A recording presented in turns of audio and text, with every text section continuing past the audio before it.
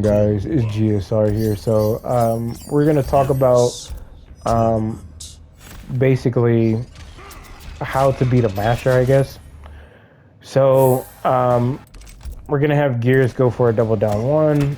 Um, so okay, cool. He's going for the double down one.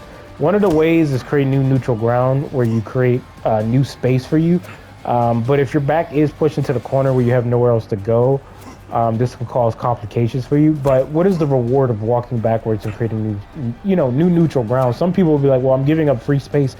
I mean, you're giving up free space for the betterment of the match, at least for you, right? So Gears' recovery is 17 frames, a forward 2 is 15 frames. So what happens if he whips the second hit?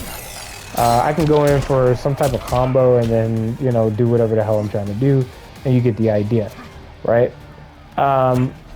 You can actually go for your own counter poke of your own, which is going for a down one. You can go for a forward one. You basically want to go for a mid to check them. Now, Gears is down 1 to 6 frames, and he's -6 on block, right? So if you do 6 plus -6, and you add those minus frames to the next startup time of the next number that he decides to use, it'll come out at 12 frames. So his second down one is no longer 6 frames, it's 12 frames. And we're 2 frames faster because we have a 10 frame forward one, right? So Gears has to understand in this matchup, if he does this, I can go for whatever combo that I want, right? He also has to understand I can create new neutral ground and I can punish him that way.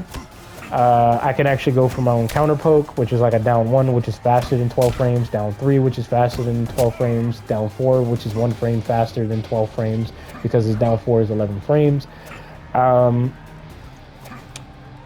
So let's see here. So 3 different options so far, right? And when someone goes for a double down 1, it basically they're going for an Abari attempt, and some opponents that are not experienced, they don't even know that. So what I'm going to do here is I'm going to turn my buttons on. So the reason why I'm doing this is because I'm going to mash the double down 1 like a lot. The reason why I'm mashing it is because you will go against opponents that are mashing on block. The problem with them mashing on block is the fact that they're technically going for some form of an option select to a certain degree, because you're not only covering the ground to a certain degree, but you're also teching the back throw. However, if you fuck around and you have experience and you know about this, if you notice, like I'm gonna see if I can show you guys, right? See how I said throw escape failed? So the problem with you doing that, right, is that you just charged up my crushing blow for free, right? So that's what you're gonna have to deal with, right? You're gonna have to deal with the fact that, oh shit, I just made a huge mistake. I just gave this dude a free crushing blow. Now, this could come in handy, this option select, but I don't like option selects because I do believe this is some form of an option select, because like the game is trying to register what you're doing. And when you're mashing so many times, the game is like, fuck, fuck, what the fuck's going on? Oh my God, I don't know what's going on. You know what I mean? And the game's thinking that you're trying to tech a throw at this point, right? So it's kind of like an option select, but you're gonna have some people, oh, it's not an option select, man, this it is, and what you call it then? Dumb luck? Because that's what it is at that point. But anyway, I ain't gonna get into that.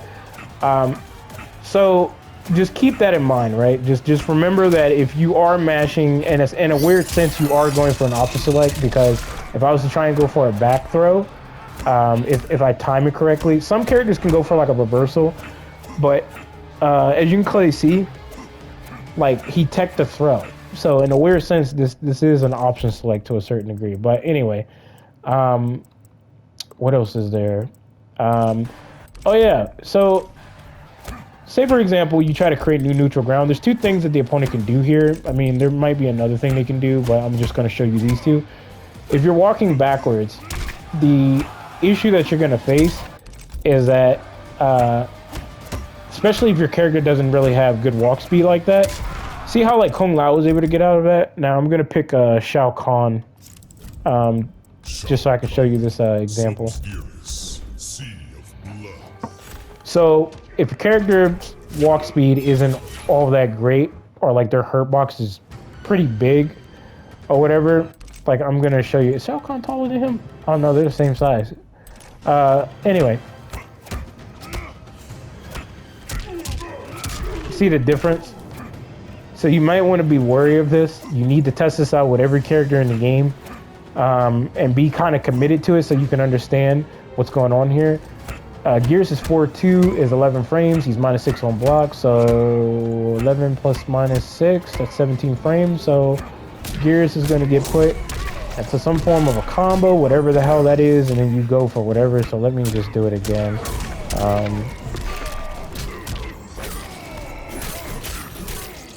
And you kind of get the idea, right? So you got to keep that in mind. Another thing that they can also do is like they could actually just do this, and because you're under the impression that they might go for a double down one, you walk backwards, and then you try to respond, and then you end up whiffing. You see what I'm saying? Because you were already anticipating that second down one and reacting to it because you practiced it so much. So eventually you will go against an experienced opponent that will do something like this to you if they know about the matchup a bit and they understand you know, the situation. So keep that in mind. Now I'm going to show you one more thing real quick. Also, you got to keep in mind that there are turn stealing special moves when a opponent goes for a down one, which NRS is very notorious for that for some reason. You can go for like a poke in this game, or NRS games just in general, and you could just go directly into a special move and possibly get a combo on them or just interrupt them, which puts fear into the opponent and creates this really messed up, fucked up mind game. And yeah, you know, just gotta keep that in mind, right? So you might want to test that out as well. But I'm gonna go for Scorpion and Sub-Zero. The reason why I'm going for this matchup situation here is because Sub-Zero has a double down one situation like everybody else. Is pretty much universal. The reason why I'm going to show you guys this, right, is because some opponents, if they are experienced and they have experience, they're going to realize that you can't really go for any normals except for like your down one, you creating new neutral ground, because Scorpion's back 1 is 14 frames, his back 3 is 22 frames, his forward 4 is 16 frames, his forward 3 is 13 frames, his back 2 is 15 frames. And you kind of see what the problem is, right? Like, Scorpion's not really good in close range engagements. Like, he's not meant to be played like that, right? He's meant to be a footsie neutral type character, right? Even though he doesn't have true spacing situations, which is weird, except for like that. But you get the idea, right? He's supposed to be whiff punishing you and shit like that, right? That's you know what he does. And then once he, you know, conditions you enough, then he can go for shit like this and, you know, possibly stagger and stuff like that once he conditions you, and you get the idea, all right? So if a Sub-Zero player is experienced in this matchup, they know, like, if Sub-Zero, if Scorpion, excuse me, goes for this, right, these normals, like, it's not going to work out. Like, I'm going to get hit every single time. Like, if I go for the back 3, that's an anti-air. You see what I'm saying? So it's like you gotta understand this as well, right? Because if the opponent knows, like, you ain't got no true normals to deal with them at close range except for like a poke, they might think to themselves like, okay, he's probably not gonna do it. He probably thinks I'm gonna respect. And then you try to go for something like this, and then they stuff your normal by going for that second down one, which is technically an Abari attempt as well. So for Scorpion, he would have to walk backwards and create new neutral ground, and then go for like some kind of combo. It's possible to go for a throw as well, but it is risky. You also have to understand that opponents can use their down one to bait certain attempts out of you. Also, if you've been conditioned enough, like say for example, the Sub-Zero player keeps, does he have the slide in this? I don't think he does. Does he? I hope he does. Please tell me he does. Okay, cool. I'm like, what the hell? Okay, I hate that buffer. I'm not doing that. What the hell is going on here? Do I need to change my... Okay, there we go. So, problem with this though is like you go for your own counter poke, right? And you would have to react ridiculously fast, like ridiculously fast. If you're a split second too late, you could get hit. If you try to go for a high, which I just tried to do right there, I got hit. If I try to go for like this mid right here, I got hit. I tried to go for the back one, I got hit. I even mashed it. What if I go for a back three, right? I got hit, right? And I'm mashing it, so it's guaranteed that it will come out.